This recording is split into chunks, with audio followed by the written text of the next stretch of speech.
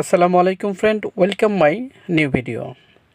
বন্ধুরা, আমরা যারা ঢাকাতে বসবাস করি প্রত্যেকেই গ্রাম থেকে এসেছি।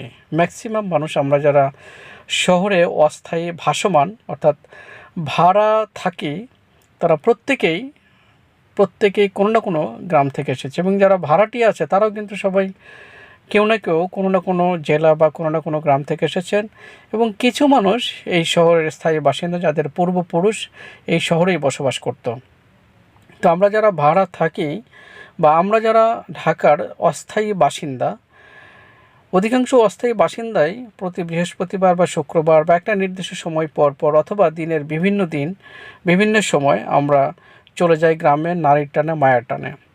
আর এই শহর থেকে গ্রামে যেতে হলে, অর্থাৎ বাংলাদেশের বিভিন্ন প্রান্তে যেতে হলে আপনাকে গুলিস্তান অথবা সায়দাবাদ বাস টার্মিনাল অথবা মহাখালী বাস টার্মিনাল অথবা আবদুল্লাপুর অথবা গাবতলী, এই সব রুটগুলি ব্যবহার করে আমরা সাধারণত বাংলাদেশের বিভিন্ন আনাচে কানাচে যেতে পারি, বিভিন্ন প্রান্তে চলে যাই। সাধারণত এই সব জায়গাগুলোতে বাংলাদেশের বিভিন্ন প্রান্তে যাওয়ার মতো গাড়ি থাকে। তো এটাকে বলা হয় বিভিন্ন রকম বাস টার্মিনাল, বিভিন্ন নামে বাস টার্মিনাল। এছাড়া অন্যান্য ছোট বড় গাড়িতেও যাওয়া যায়, তবে এই কয়েকটা হচ্ছে সবচেয়ে বড় টার্মিনাল।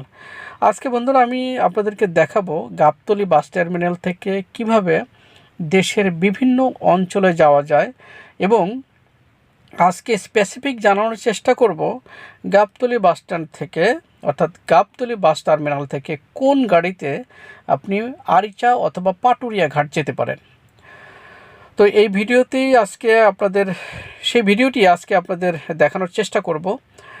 আর আপনার জন্য ছোট্ট একটা রিকোয়েস্ট, আপনি যদি চ্যানেলে নতুন হয়ে থাকেন তো চ্যানেলটি অবশ্যই সাবস্ক্রাইব করবেন, লাইক কমেন্ট শেয়ার করে চ্যানেলটির সাথেই থাকবেন।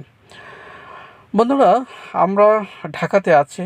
আমি আপনাদেরকে দেখানোর চেষ্টা করছি এখন ঢাকা শহরের বর্তমান পরিস্থিতি। এবং ঢাকা থেকে আপনি যে প্রান্ত থেকে আপনি যান, অর্থাৎ ঢাকার যে প্রান্ত থেকে আপনি যান, যদি আপনি গাবতলী আসতে চান, অর্থাৎ গুলিস্তান থেকে আপনাকে প্রথমে গাবতলী আসতে হবে। গাবতলী আসার জন্য বিভিন্ন ধরনের গাড়ি আছে, সেই গাড়িতে আপনাকে প্রথমে গাবতলী আসতে হবে এবং গাবতলী থেকে আপনাদেরকে চলে যেতে হবে সেলফি পরিবহন, সবচেয়ে বর্তমান সময়ের সবচেয়ে ভালো সার্ভিস দিয়ে থাকে। এছাড়া আপনি চাইলে অন্যান্য গাড়িতেও যেতে পারেন, তবে পদ্মা লাইন এবং পদ্মার চেয়ে সেলফি সার্ভিসটা ভালো। তবে সেলফির কিন্তু দুর্ঘটনার সংখ্যাটা অনেক বেশি, এই ক্ষেত্রে এতটুকু সতর্ক থাকার চেষ্টা করবেন। তো আমি আপনাদেরকে এখন দেখানোর চেষ্টা করব কিভাবে আপনি গাবতলী বাস টার্মিনাল থেকে গাড়িতে উঠবেন বা কী প্রক্রিয়া আপনাকে গাড়িতে উঠতে হবে, সেই সম্পূর্ণ প্রক্রিয়াটা অর্থাৎ সম্পূর্ণ ভিডিওটাই আপনাদেরকে দেখানোর চেষ্টা করব। ভিডিওতে আপনারা দেখতে পাচ্ছেন একজন বাস কন্ডাক্টর হেল্পার যাত্রীদেরকে ডাকছে পাটুরিয়া আরিচা ঘাট বলে। অর্থাৎ আপনি পাটুরিয়া ঘাটে যদি যেতে চান তাহলে ডাকবে পাটুরিয়া ঘাট, এবং আরিচা যদি যেতে চান সেক্ষেত্রেও আপনাকে কিন্তু একই গাড়িতে যেতে পারবেন এবং আপনাকে নামতে হবে উথলি বাস স্ট্যান্ডে। এখান থেকে আবার সিএনজি করে আপনাকে চলে যেতে হবে আরিচা ঘাটে। তো যাই হোক, এখানে বাস কন্ডাক্টর বা হেল্পার দুজনে মিলেই এই যাত্রী সংগ্রহ করছে ডেকে ডেকে। অর্থাৎ এটা বিশ্বের অনেক দেশে না থাকলেও বাংলাদেশে এটা আছে যে আপনার যাত্রী সেবাটা টোটালি নিশ্চিত করে থাকে এই বাস স্টাফ যারা আছে।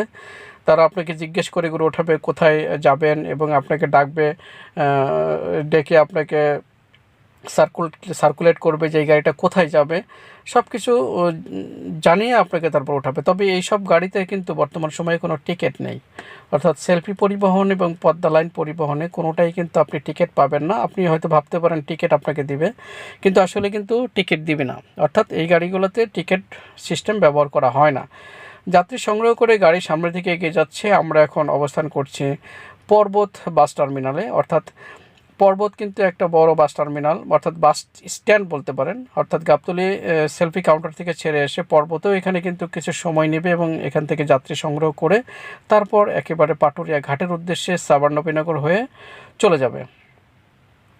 তো যাই হোক, ঠিক একই প্রক্রিয়ায় বাস স্টাফ কাউন্টার অর্থাৎ বাসের স্টাফ যারা আছে এরা যাত্রী সংগ্রহ করে জিজ্ঞেস করে যে আপনি কোথায় যাবেন এবং ডাকবে। আর সেই প্রক্রিয়ায় আপনাকে সামনের দিকে এগিয়ে যেতে হবে এবং আপনাদেরকে গাড়ি সিলেক্ট করতে হবে। অনেক সময় কিন্তু আসলে ভুয়া কিছু লোকাল গাড়িও আছে, সেই সব গাড়িগুলো কিন্তু আপনাকে ডাকবে এবং প্রচুর সময় নেবে। তো তো যাই হোক, আপনারা যারা পাটুরিয়া ঘাটে যাবেন বা দৌলদিয়া যারা যাবেন, রাজবাড়ি যারা যাবেন, তারা কিন্তু এই ভেঙে ভেঙে গেলে এই গাড়িগুলি ব্যবহার করতে পারেন। এছাড়াও কিন্তু অন্য অন্য গাড়ি যেগুলি আছে, যে বিভিন্ন গাড়ি আছে পরিবহন টাইপ, সেগুলোতে আপনি চাইলে যেতে পারেন। তবে যদি ভেঙে ভেঙে যান তাহলে এই গাড়িতে যেতে পারেন। আমাদের গাড়িটা অলরেডি পর্বত পার হয়ে আমিনবাজার ব্রিজ ক্রস করছে, অর্থাৎ আমিনবাজারের উদ্দেশ্যে এখন পাটুরিয়া ঘাটের উদ্দেশ্যে রওনা করছে। এখন আমিনবাজার ব্রিজের ওপরে আছে, গাড়ি সামনের দিকে এগিয়ে যাচ্ছে এবং প্রায় 1.5 ঘন্টা পরে আমরা মোটামুটি মানিকগঞ্জের কাছাকাছি পৌঁছে গেছি। 1.5 ঘন্টা লেগেছে প্রায়। একবার লম্বা সিরিয়াল দেখা যাচ্ছে তেলের লাইনে, যদিও এখন তেলের খুব সংকট দেখা যাচ্ছে আমাদের দেশে তথা পুরো বিশ্বেই। তো যাই হোক, আমরা মানিকগঞ্জের খুব কাছাকাছি চলে এসেছি। দীর্ঘ 1.5 ঘন্টা জার্নির পর আমরা মানিকগঞ্জ চলে এসেছি। মানিকগঞ্জ কিছু সময় পার হওয়ার পরে আমরা আবার গাড়িটি রওনা দেবে পাটুরিয়ার উদ্দেশ্যে। তো আপনারা যারা এই গাড়িতে যাতায়াত করেন, আপনাদের উদ্দেশ্যে কিছু তথ্য দিয়ে রাখি। পাটুরিয়া ঘাটের উদ্দেশ্যে ছেড়ে যাওয়া গাড়িগুলি সাধারণত প্রতি 5 থেকে 7 মিনিটের মধ্যে একটি করে গাড়ি গাবতলী বাস টার্মিনাল থেকে ছেড়ে যায়। বন্ধুরা, আপনার উদ্দেশ্যে কিছু তথ্য দিয়ে রাখি। গাবতলী বাসস্ট্যান্ড থেকে আপনি যদি পাটুরিয়ার উদ্দেশ্যে যাতায়াত করেন অথবা যান, তাহলে সেলফি পরিবহনে ভাড়া হচ্ছে 180 টাকা। আপনি যদি বলে ওঠেন তাহলে হয়তো আপনার কাছ থেকে 150 থেকে 70 টাকার মধ্যে রাখতে পারে। সাধারণত 150 টাকা নিতে চাইবে না, তারপর হয়তো অনেক সময় নেয় বা 70-60 টাকা এরকম নেয়। আর আপনি যদি পদ্মা লাইনে যেতে চান, পদ্মা প্লাস পরিবহনে, তাহলে হয়তো 150 থেকে 70 টাকার মধ্যে। ভাড়া কিন্তু 2 টাকারই একই, তবে দ্রুত গতিতে, অর্থাৎ কোথাও দাঁড়াবে না অতিরিক্ত সময়, সেই গাড়িটা হচ্ছে সেলফি পরিবহন। এবং পদ্মা লাইনও তাই, কোথাও দাঁড়াবে না, তবে এদের গাড়ি ছাড়ার সময়টা একটু বেশি সময় নিয়ে থাকে যাত্রী সংকটের কারণে। অর্থাৎ এদের যাত্রী সেবাটা একটা সময় খুব খারাপ কোয়ালিটির ছিল, যার কারণে বর্তমানে এই পদ্মা লাইনে একটু যাত্রীর সংখ্যা কম। তবে সেলফি পরিবহন ওদের সার্ভিসটা ধরে রেখেছে যতটা সম্ভব। তারপরেও কিন্তু তাদের সেলফির যে যাত্রী সেবাটা, সেটা কিন্তু আগের মতো সেই কোয়ালিফাইড সেবা এখন আর নেই। তবে সেই কোয়ালিফাইড সার্ভিস দিতে গিয়ে বর্তমানে কিন্তু অনেক দুর্ঘটনার সম্মুখীন হচ্ছে সেলফি পরিবহন এবং প্রচুর দুর্ঘটনা ঘটছে। আমার মনে হয় যে বা কোনো জরিপে দেখা যায় সবচেয়ে বেশি পরিমাণ দুর্ঘটনার শিকার এবং বেশি পরিমাণ মানুষ হত্যা করেছে বা মেরেছে এই সেলফি পরিবহনের অ্যাক্সিডেন্টের মাধ্যমে। তো এই জায়গা থেকে আপনারা একটু সতর্ক থাকবেন যে যেভাবেই জার্নি করেন না কোনো, গাড়িতে উঠলে অবশ্যই ঘুমাবেন না এবং অতিরিক্ত অপারেটর বা ড্রাইভারের সাথে চেলাফেলা না করাটাই উত্তম। তো যাই হোক, এই ছিল আপনাদের সাধারণত যেই নোটিফাই করা প্রয়োজন সেগুলি।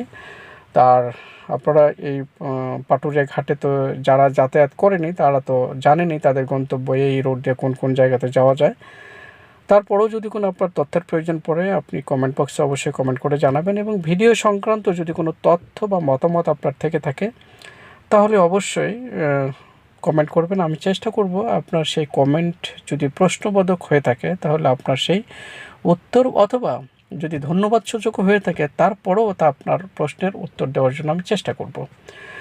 আর বন্ধুরা, আপনারা যারা আমার চ্যানেলে নতুন তারা অবশ্যই চ্যানেলটি সাবস্ক্রাইব করবেন এবং চ্যানেলটা একবার ঘুরে দেখবেন যে চ্যানেলে কোন ধরনের ভিডিও, কী প্রয়োজন অপ্রয়োজন জিনিস আপনার হয়তো থাকতে পারে। তো সেই ভিডিওগুলি দেখার চেষ্টা করবেন, আশা করি আপনার ভালো লাগবে। তো আমরা চলে যাচ্ছি আমাদের গন্তব্য পাটুরিয়া ঘাটে। আর দেখেন যে কিভাবে গাড়ি এগিয়ে যাচ্ছে সামনের দিকে। আমি আপনাদেরকে বলবো যে গাড়িতে জার্নি করার সময় অবশ্যই সতর্ক থাকবেন, ঘুম থেকে বিরত থাকবেন এবং সর্বদা জেগে থাকার চেষ্টা করবেন। সতর্কতা তো অবশ্যই থাকবে, জেগে থাকবেন অবশ্যই। আর আমাদের দেশের গাড়ি কিন্তু আসলে অনেক স্পিডে যাতায়াত করে, যদিও আমাদের ওই ক্যাপাসিটির রোড আবার আসলে নেই। তো সেলফি পরিবহন যেই স্পিডে চলাচল করে ওই ক্যাপাসিটির আসলে রোড আমাদের ঢাকার এসে রোড আসলে না। আর সেলফি পরিবহনের আগের যে কোয়ালিফাইড যে গাড়িগুলি ছিল সেই গাড়িগুলি কিন্তু এখন আর নেই। সাধারণত এই কোয়ালিফাইড গাড়িগুলি রিজার্ভে চলাচল করে। আমি দেখেছি বেশ কয়েকবার রিজার্ভ যেগুলি চলে এগুলি কিন্তু আসলে পরিবহন টাইপ। এই গাড়িগুলি কিন্তু আগে সেলফি পরিবহনে চলতো। আর এখন বর্তমান সময়ে কিন্তু আগের যে কোয়ালিফাইড গাড়ি, আগের যে সেলফি পরিবহনগুলি ছিল, সেই গাড়িগুলি এখন আর চলে না বা এখানে দেওয়া হয় না, বা অন্য একটা কোনো প্রবলেম থাকতে পারে। তবে তারপরেও কিছু ভালো গাড়ি, ভালো কোয়ালিফাইড গাড়ি কিন্তু আছে। তো এর মধ্যে আমি আপনাদেরকে আরেকটা কথা বলে রাখি, আপনারা যারা মানিকগঞ্জ যাতায়াত করেন তারা কিন্তু চাইলে মাত্র 70 টাকায় মানিকগঞ্জ যেতে পারেন। যেখানে সেলফি পরিবহনের ভাড়া হচ্ছে 120 টাকা, সেখানে আপনি চাইলে কিন্তু 70 টাকাও যেতে পারেন। তবে সময়টা একটু বেশি লাগে, খুব বেশি না। হয়তো সেলফি পরিবহনে যেখানে 1 ঘন্টা 20 মিনিট বা 1 ঘন্টা লাগে, 1 ঘন্টার এক থেকে 20-30 মিনিটের নিচে তো হয় না। আর আপনি ভিলেজ লাইনেও যেতে পারেন, সেখানে হয়তো 1.5 ঘন্টা বা 15-20 মিনিট বেশি লাগে। তো ভাড়াটাও কম, সার্ভিসটা একটু খারাপ হবেই। আপনারা যারা যেতে চান তারা চাইলেই যেতে পারেন। তো বন্ধুরা, এই ছিল আমাদের আয়োজন সম্পর্কিত যদি কোনো তথ্য মতামত থেকে থাকে অবশ্যই কমেন্ট করে জানাবেন। চ্যানেলটি সাবস্ক্রাইব করবেন, লাইক কমেন্ট শেয়ার করে আমাদের সাথে থাকবেন। দেখা হবে পরবর্তীতে ভিন্ন কোনো আয়োজনে, ভিন্ন কোনো বিষয়ে। ভালো থাকবেন, সুস্থ থাকবেন। আল্লাহ হাফেজ।